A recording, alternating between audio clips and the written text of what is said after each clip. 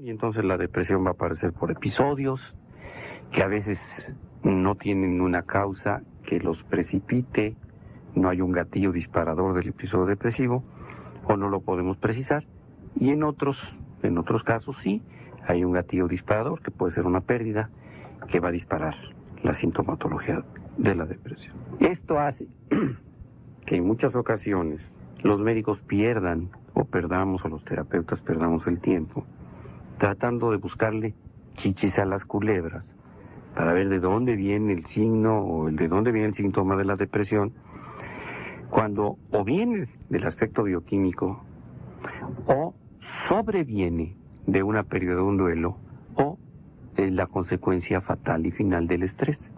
No hay más.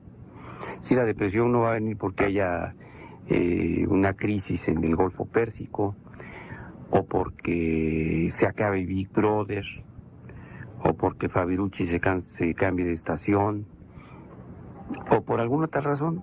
No, pues hay razones muy concretas y muy sencillas. Pero cuando la depresión es una depresión verdadera, de origen bioquímico, se presentan los siguientes síntomas. Primero, trastornos en el ciclo del sueño. Toda persona con depresión, y esto es patognomónico, es decir, nombra, denomina, firma, califica la depresión. Los trastornos del sueño son por dormir mucho o por dormir poco. Si se va el trastorno a los extremos, o es como en el caso de algunos adolescentes, que la persona tenga hipersomnia, que duerma muchas horas, más de las que debe dormir, y se siga sintiendo cansado, o bien que le cueste trabajo dormir. Y esto puede ser al principio, al inicio del sueño. Les dicen, doctor, me cuesta mucho trabajo conciliar el sueño. Me acuesto a las 11 de la noche y me da la 1 o 2 de la mañana y yo estoy dando de vueltas como pollo rostizado en la cama y no me duermo. O bien, doctor, el agotamiento termina por dormirme, pero a las 3 o 4 de la mañana yo abro los ojos como lechuza y no hay poder humano que me pueda hacer volver a dormir, y además me despierto con mucha angustia y me despierto con la mente absolutamente clara y ya no puedo dormir.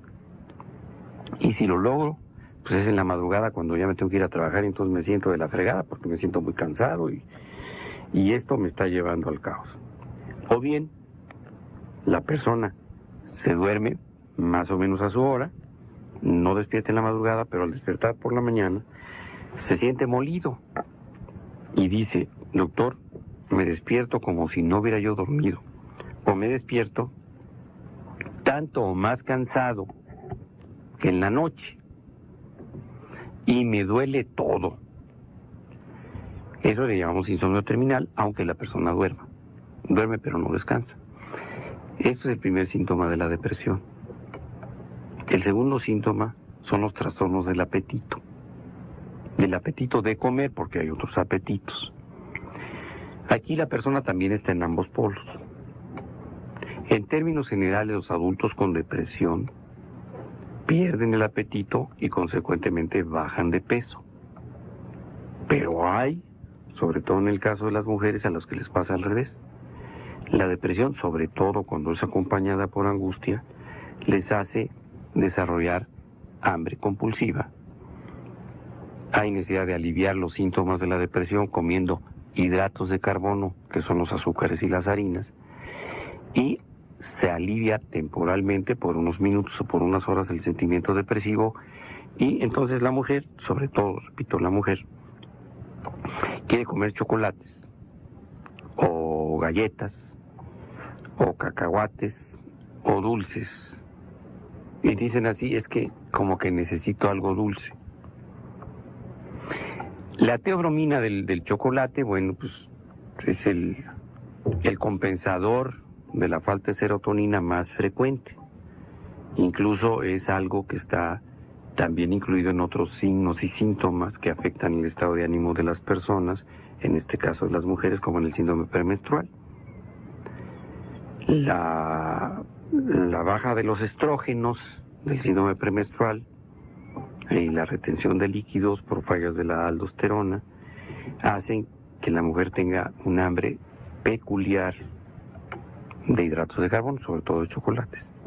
Entonces, el segundo síntoma de la depresión son los trastornos del apetito. El tercer síntoma tiene que ver con el pensamiento, ya no con algo físico.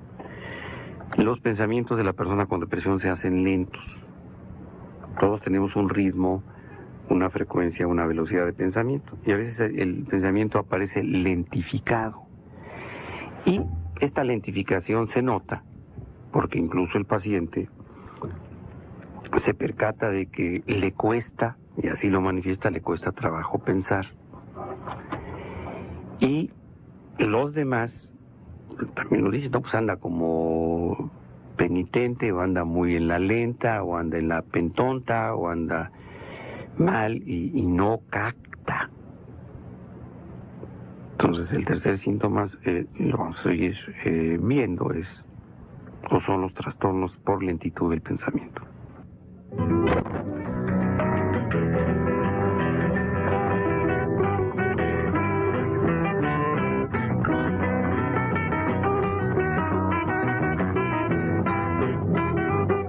Bueno, entonces esa lentitud del pensamiento también nos hace presentar algo que algunos médicos clásicos de la psiquiatría pensaban antes, incluyendo a mí que pues fui educado, fui enseñado sobre la depresión hace ya algunos años, que era la falta del rendimiento laboral y escolar.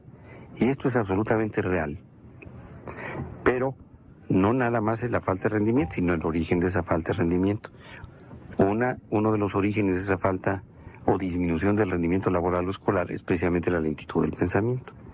La otra es el cuarto síntoma de la depresión, que es la disminución de la atención. Si una persona no tiene atención, como en el déficit de atención, por depresión, entonces no comprende pues lo que tiene que hacer, no capta y no fija lo que lee. Evidentemente, pues aquí simplemente con esas dos cosas, la falta de atención va a determinar, desde luego, una falta de aprendizaje o de eficiencia en realizar labores escolares o laborales. Si unimos esta falta de atención, síntoma número 4, a la lentitud del pensamiento, pues encontramos que evidentemente las facultades intelectuales y el rendimiento laboral y escolar van a tener que estar necesariamente afectados. Por eso la depresión es la causa número 1 de trastornos escolares en la adolescencia. Cuando ustedes encuentran a un muchacho al que es calificado o al que se le califica cotidianamente de flojo, para nosotros, ya lo hemos repetido muchas veces, no existen los flojos, existen los huelgones, que es otra cosa, porque resulta que algunos flojos, que yo llamo huelgones, si se trata de jugar fútbol están prestos, si se trata de ir a las maquinitas están de uno, si se trata de estar en la computadora también, y entonces, bueno, pues ahí no hay la flojera, ahí hay una selectividad. Están en huelga con el aprendizaje y están en huelga, por eso son huelgones, con el trabajo. Pero las otras cosas las hacen de pelos, ¿eh? En la depresión no.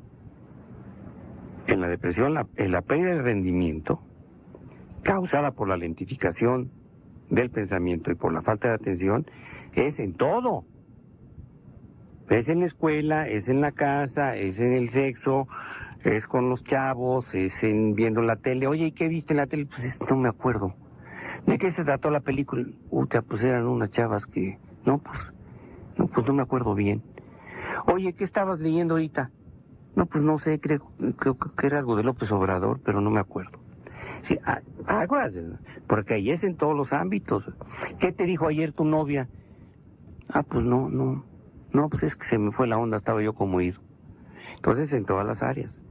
Entonces, el tercer y cuarto síntomas de la depresión ya no tiene que ver con la fisiología de lo físico, sino con el área intelectual. Luego, otro síntoma capital, hay pensamientos y sentimientos de tristeza y desesperanza. No siempre sucede. Es más frecuente que el individuo sienta vagamente una sensación de tristeza y un sentimiento de desesperanza que es más fácil de determinar porque el futuro inmediato de él y los que le rodean se ve perturbado por esa sensación. Por ejemplo, muchos pacientes con depresión este síntoma lo pueden expresar con una frase: doctor, es que estoy muy preocupado porque no sé qué va a ser de mis hijos el día de mañana. Ese es un sentimiento de desesperanza. Le cuesta trabajo al paciente con depresión precisar, sentir y aceptar que lo que va a hacer de sus hijos no depende de él ni de cómo se sienta él. Va a depender de otros factores que no están a su alcance. Y que lo que va a hacer de sus hijos el día de mañana pues es lo que tenga que ser, no lo que él siente. Entonces aquí empiezan ya a verse algunos síntomas psicológicos, los otros son fisiológicos e intelectuales. Estos otros síntomas son psicológicos.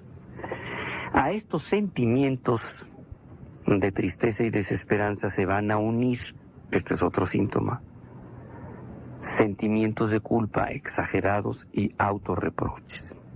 Es que hubiera, es que por qué no hice, es que se me olvidó, es que no ahorré, es que perdí el tiempo, es que desperdicié mi vida, es que lo que hago no sirve para nada, etc. Eso tiene que ver con el área afectiva, la autoestima y la percepción que obviamente en esas áreas tiene uno de uno mismo. Entonces el saberse o sentirse inútil, el creer que se es un fracasado, un loser dicen ahora, bueno, habiendo sido una persona productiva y además una persona considerablemente creativa en las etapas que no son de depresión, pues obviamente que hace que la gente se sienta de la fregada con eso. Esa es la parte psicológica de la depresión. En algunos casos graves se agrega un síntoma a esto, que son los pensamientos alrededor de la muerte. Muchos libros y revistas dicen pensamientos o rumiación suicida. No. Claro que lo hay en la depresión grave que no ha sido tratada. Claro que se llega y los pensamientos alrededor de la muerte se van convirtiendo poco a poco en sentimientos suicidas o pensamiento o rumiación suicida. Se llama rumiar porque pasa del estómago, pasa de las vísceras al cerebro.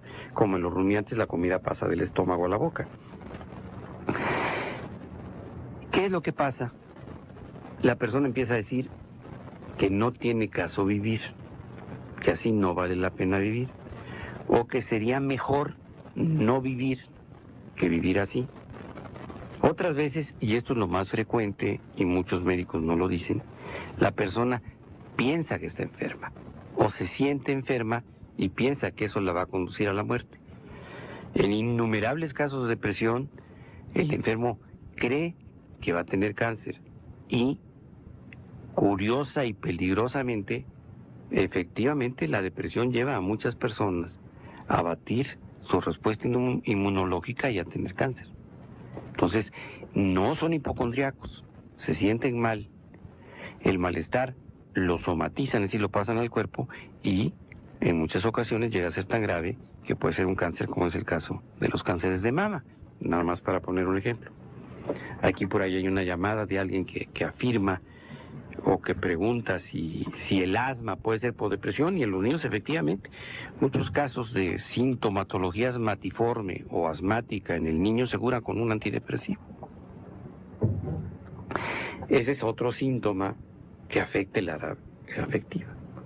Luego, en esta mezcla tan difícil de lo físico y lo afectivo, la persona con depresión tiene fundadamente una sensación de debilidad y de falta o pérdida de energía total. Por eso llama la atención cuando leamos un artículo sobre esto, que la depresión lleva a la adicción al sexo. Me cae que eso está muy jalado de los pelos porque no tiene una energía ni para vivir. Entonces, esa sensación físico-emocional de la pérdida de energía, que se llama anergia, o la debilidad, weakness, ¿cómo se dice en inglés? La traducción, porque la palabra en inglés. Debilidad. Weakness. Weakness puede ser como cansancio. Sí. Entonces, obviamente que estos síntomas ¿De dónde viene el síntoma de la depresión? Cuando o viene del aspecto bioquímico o sobreviene de una pérdida de un duelo o es la consecuencia fatal y final del estrés. No hay más. Si la depresión no va a venir porque haya una crisis en el Golfo Pérsico, o porque se acabe Big Brother, o porque Fabirucci se cambie de estación, o por alguna otra razón. No, pues hay razones muy concretas y muy sencillas. Y entonces la depresión va a aparecer por episodios que a veces no tienen una causa que los precipite, no hay un gatillo disparador del episodio depresivo, o no lo podemos precisar, y en otros casos sí, hay un gatillo disparador que puede ser una pérdida que va a disparar la sintomatología de la depresión. Esto hace que en muchas ocasiones los médicos pierdan o perdamos, o los terapeutas perdamos el tiempo tratando de buscarle chichis a las culebras para ver de dónde viene el signo o el dormir y se siga sintiendo cansado, o bien que le cueste trabajo dormir. Y esto puede ser al principio, al inicio del sueño. Le dicen, doctor, me cuesta mucho trabajo conciliar el sueño. Me acuesto a las 11 de la noche y me da la 1 o 2 de la mañana y yo estoy dando de vueltas como pollo rostizado en la cama y no me duermo. O bien, doctor, el agotamiento termina por dormirme, pero a las 3 o 4 de la mañana yo abro los ojos como lechuza y no hay poder humano que me pueda hacer volver a dormir, y además me despierto con mucha angustia y me despierto con la mente absolutamente clara y ya no puedo dormir. Y si lo logro, pues es en la madrugada cuando ya me tengo que ir a trabajar y entonces me siento de la fregada porque me siento muy cansado y esto me está llevando al caos. O bien, la persona se duerme más o menos a su hora, no despierta en la madrugada, pero al despertar por la mañana se siente molido y dice, doctor, me despierto como si no hubiera yo dormido, o me despierto tanto o más cansado que en la noche. Cuando la depresión es una depresión verdadera de origen bioquímico, se presentan los siguientes síntomas. Primero, trastornos en el ciclo del sueño. Toda persona con depresión, y esto es patognomónico, es decir, nombra, denomina, firma, califica la depresión. Los trastornos del sueño son por dormir mucho o por dormir poco. Si se va el trastorno a los extremos, o es como en el caso de algunos adolescentes, que la persona tenga hipersomnia, que duerma muchas horas, más de las que debe dormir.